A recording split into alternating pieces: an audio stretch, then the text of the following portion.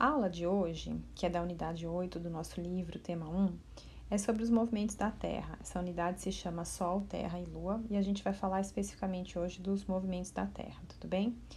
A ideia da aula de hoje é uma aula curta, né? Uma videoaula curta, que vocês vão fazendo anotações no seu caderno a respeito do que eu for falando. Então, quem precisar pausar, voltar o vídeo para quem não entendeu, por favor, sinta-se à vontade. As imagens que eu retirei daqui para fazer essa apresentação, eu retirei do Moderna Compartilha, tudo bem? Do Araribá Plus Ciências 8 e as outras fontes elas estão citadas na própria imagem. Essas anotações que eu falei, elas são importantes porque elas são parte da atividade obrigatória de hoje, tudo bem? Antes de começar a falar sobre o assunto em si, eu vou fazer uma rápida revisão sobre astronomia. Lembrando que a astronomia é uma ciência muito, muito ampla. Na verdade, dentro de astronomia, a gente pode olhar para várias ciências: química, física, biologia, matemática, tecnologia. Então, a astronomia é uma ciência bastante integradora e isso forma a gente de uma maneira muito especial de entender as relações que existem entre as ciências. Por isso que é bacana estudar astronomia e importante também. Então vamos começar revisando o que vocês devem ter visto lá no sexto ano, né? No universo existem várias galáxias. As galáxias são formadas por bilhões de estrelas e astros que orbitam essas estrelas, né? A nossa galáxia se chama Via Láctea, né? Ela parece uma mancha de leite, um espiral branco, e é por isso que os astrônomos batizaram de Via Láctea. Existem bilhões de estrelas na Via Láctea e uma dessas estrelas é o Sol, né? No nosso Sol orbitam 8 planetas. Mercúrio é o mais próximo do Sol, é o menor planeta dentre esses 8. É um planeta bastante quente, obviamente, porque ele está muito perto do Sol. Vênus é o segundo planeta, ele é quase do tamanho do planeta Terra e ele é mais quente do que Mercúrio, apesar de estar mais distante do Sol, ele tem um efeito estufa muito grande devido aos componentes de sua atmosfera. Vênus é o único planeta que orbita no sentido contrário de todos os outros. O terceiro planeta é o nosso, né, o planeta Terra. Ele é o único planeta em que a gente encontra água no estado líquido, porque no estado sólido tem vários outros planetas, e aqui a gente conhece a forma de vida, enfim, existe a forma de vida como a gente conhece. E o quarto planeta é Marte, ele é um pouquinho menor do que a Terra, ele é um planeta vermelho por causa da quantidade de ferro que tem ali na composição desse planeta. Esses primeiros 4 planetas são chamados planetas rochosos, tudo bem? Depois de Marte, a gente tem Júpiter, é o maior planeta do sistema solar, ele tem uma manchinha aqui que é uma tempestade, que acontece ali há alguns anos. Aqui depois em seguida a gente tem Saturno. Saturno é aquele planeta que tem os anéis, são milhares de anéis feitos de rocha e gelo. Depois vem Urano. Urano não está mostrando aqui, mas Urano também tem anel, mas o anel é em outra, mais ou menos, vou fazer em rosa aqui, ele é mais ou menos assim, ele é em pezinho, né? Os anéis, na verdade. E depois vem Netuno, que é o último planeta, ele é um azul escuro, bem intenso, tá? E esses 4 planetas aqui são chamados de gigantes gasosos. A composição desses planetas é principalmente de gás, tudo bem? Bom, aqui eu estou mostrando os planetas e o Sol, que é a nossa estrela. O que é uma estrela? Uma estrela, ele é um corpo celeste que produz e emite energia em forma de luz e calor.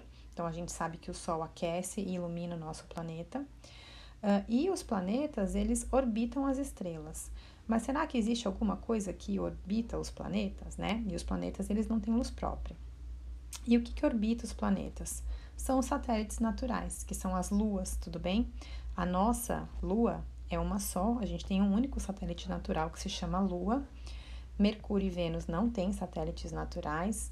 E todos os outros planetas têm. Marte tem 2 satélites, Phobos e Deimos. Júpiter tem até agora descobertos 79, dentre eles Ganimedes, que é o maior satélite natural, né, do nosso sistema solar, mas tem Io, tem Europa, tem Calisto. A gente tem o Saturno, que tem 82 luas, é o planeta com mais satélites naturais descobertos até hoje. Tem a lua Titã, que é uma lua que tem atmosfera. Tem uma lua que se chama Réia, que também tem anel, então é um planeta com anel, com um satélite que também tem anel, né? Depois a gente tem Urano, que tem 27 luas, Netuno, que tem 14 luas, tudo bem? Agora, além dos planetas e os satélites que orbitam os planetas, e os satélites também não têm luz natural, tudo bem? A gente tem outros corpos celestes que estão no nosso sistema solar, dentre eles os que a gente chama de planetas anões e planetas candidatos, tudo bem? Plutão, até 2006, ele era conhecido como um planeta, né? Era o nono planeta, só que aí os astrônomos resolveram que para ser planeta tinha que ter no mínimo um tamanho X, e Plutão era muito pequeno. E aí, junto com Plutão, então, por conta do tamanho, surgiram outros planetas anões. Eris, Haumea. Haumea, ele é curioso porque ele é oval e ele também tem um anelzinho, tudo bem? Makemake e Ceres. Ceres é bem pequenininho, ele fica ali entre Marte e Júpiter. Esses são os planetas anões. E existem planetas candidatos, como se fossem candidatos a virar planetas anões, por exemplo. Eu não vou falar todos os nomes aqui, mas a gente tem alguns planetas candidatos. E o curioso é que a maioria deles também tem satélites. Plutão, por exemplo, tem 5 satélites naturais, Haumea tem 2, Makemake, eu acho que tem um só, Ceres não tem satélite natural. Enfim, então aqui eu estou apresentando para vocês o geralzão do nosso sistema solar. Existem outros componentes, cinturão de asteroides, existem cometas, mas aqui eu estou falando os principais, tudo bem?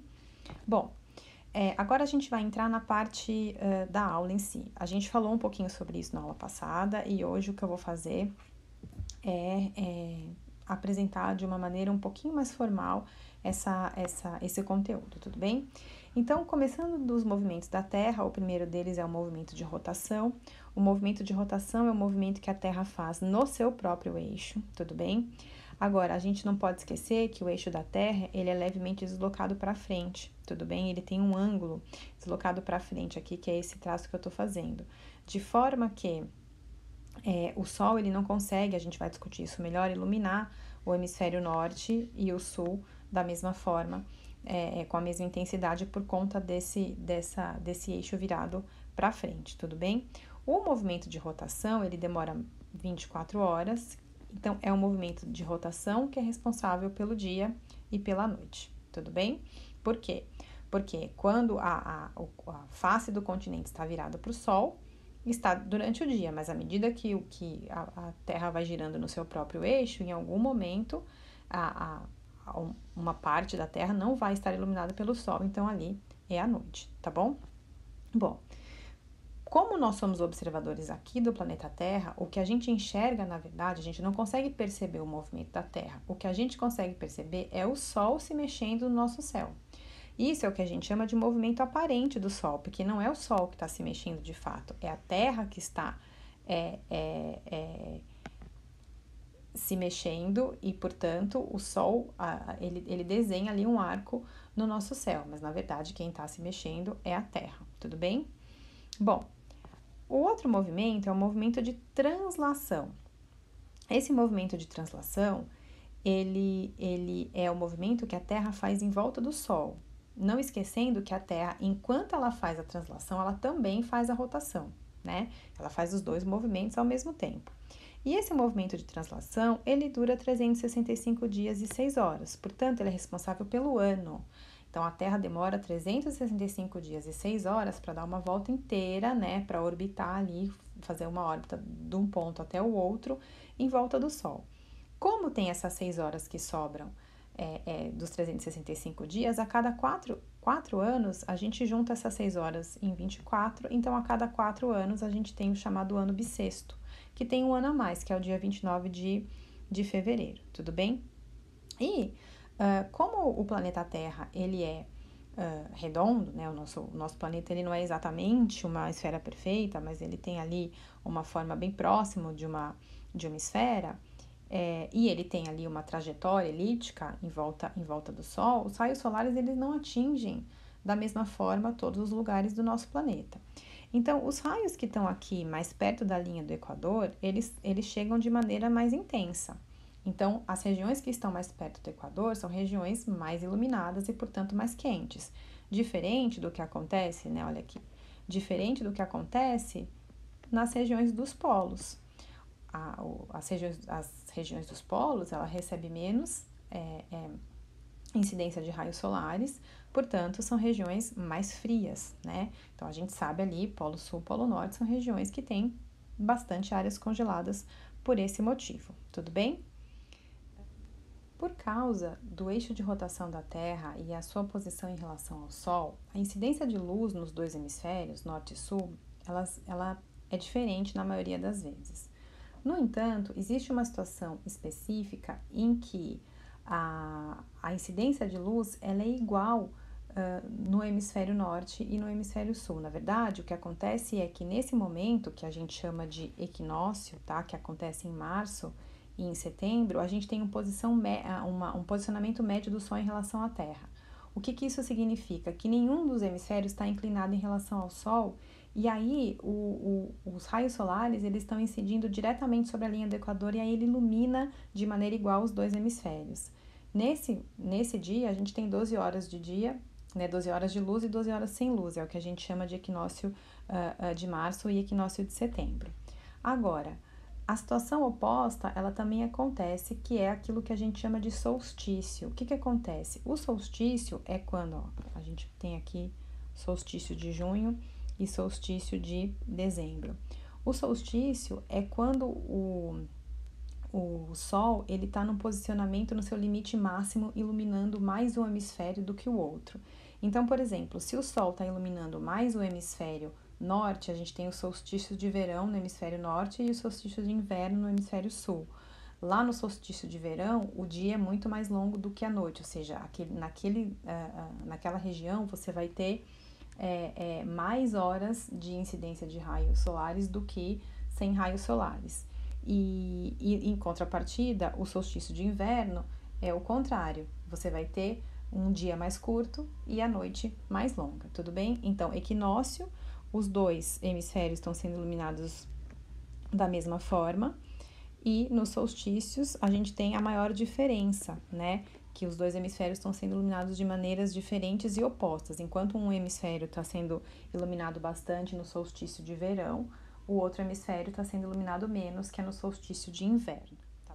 Bom, pessoal, como existe esse eixo, né, deslocado do planeta, e o planeta ele faz o movimento em volta da estrela, que é o Sol, a gente pode perceber que os raios solares eles não atingem os dois hemisférios da mesma forma ao mesmo tempo, só naquelas situações específicas que eu comentei com vocês. Então, por exemplo, quando a gente tem o hemisfério sul mais para frente, digamos assim, ele está recebendo mais raios solares do que o hemisfério norte. Nesse caso, nessa situação A, a gente tem o inverno no hemisfério norte, porque ele está recebendo menos raios solares, e o verão no hemisfério sul.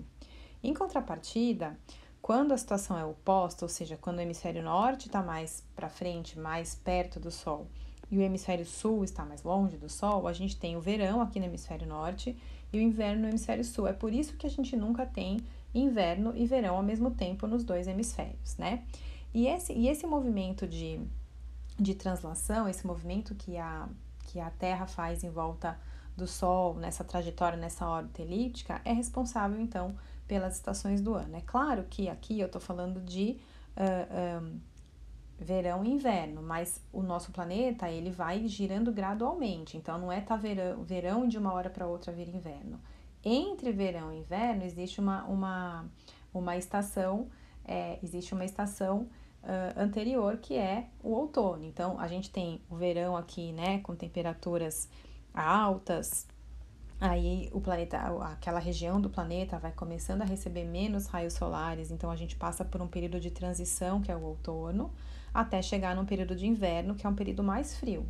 E depois com menos incidência de raios solares. E depois a gente também tem uma fase entre o inverno e o verão seguinte, que é a primavera. Então, aí aquela região do planeta começa lentamente, gradualmente, receber mais raios solares até a hora que chega o verão. O que acontece, pessoal? Em muitos lugares, no hemisfério sul nem tanto, mas em muitos lugares as estações do ano são bastante definidas, né?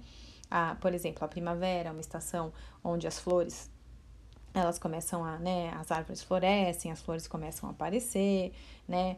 O verão é uma fase extremamente quente, o outono é a fase em que as folhas e flores começam a cair, o inverno, né, em algumas regiões a gente não apresenta, a vegetação ela fica com menos folhas e menos flores e tudo mais, mas isso não é igual para todos os hemisférios, depende da onde a gente está falando, tá bom? No hemisfério norte, a gente tende a ter as estações do ano um pouco mais definidas, tudo bem, pessoal? Então, para fazer um resumo aqui do que a gente viu hoje, é importante a gente lembrar o quê? Rotação, o movimento que a Terra faz no seu próprio eixo, translação, o movimento que a Terra faz em volta do Sol, e esse movimento de translação, ele é responsável pelas estações do ano. Tudo bem, pessoal? A aula de hoje era essa. Assim que vocês terminarem de fazer a anotação da aula de vocês vão passar para a próxima etapa, que é resolver alguns exercícios do livro. E no Zoom, a gente vai fazer a correção dos exercícios. É para entregar hoje as anotações de aula e os exercícios corrigidos. Tudo bem, pessoal? Até mais!